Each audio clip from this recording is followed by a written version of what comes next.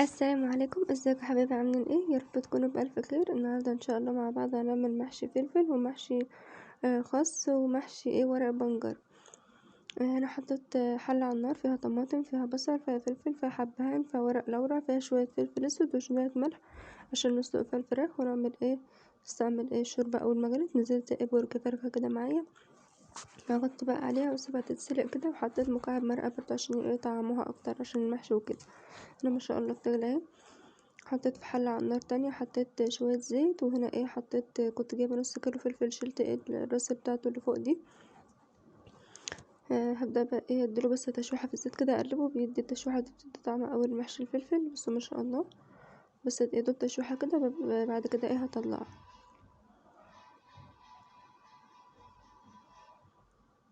طبعا بنفس الزيت هستخدمه، وهقطع بصلتين كبار كده حلوين وانزل بهم على الزيت الحلو ده بتاعنا. طبعا انا غلطت هنا وقمت حاطه الطماطم، كنت مربوكه ما شاء الله عندي في السكن نازلين كلام مش عارفه ايه، فرجعت تاني رجعت الصلصه هنا في حله ونزلت بالبصله زي ما انتوا شايفين.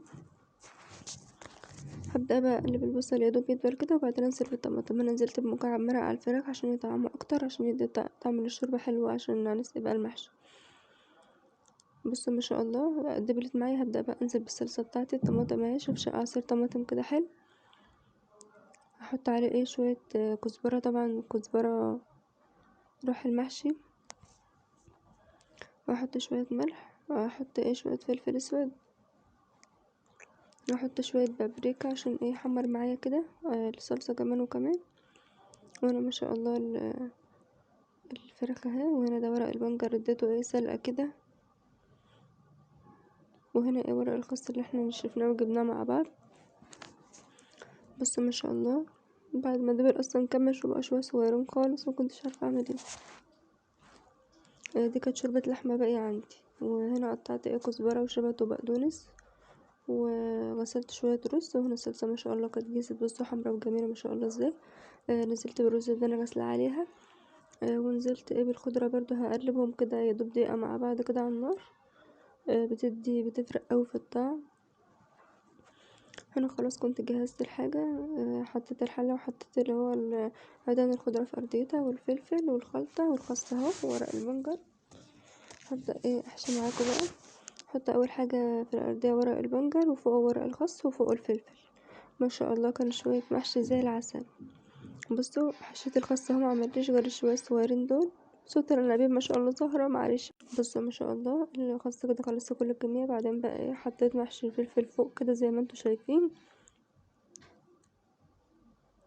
بصوا ما شاء الله زي العسل. طبعا كان في على الفلفل شويه زيت كده، نزلتهم برضو فوقه. بدأت بقى ان انا احط الشوربه بتاعتي. سقيت اهو، هيكون اقل من الفلفل.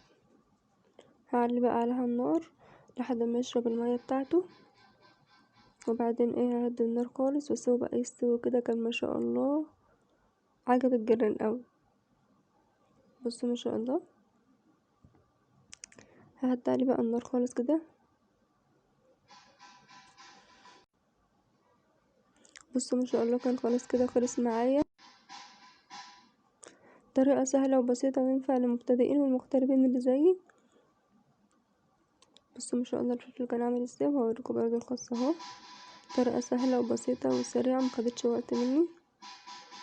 ما تنسوش بقى اللايك والاشتراك في القناة وفعلوا زر الجرس عشان يوصلكوا كل جديد. ومعلش على صوت الانابيب ما شاء الله جاي قاعد جنب الشباك. يلا السلام عليكم.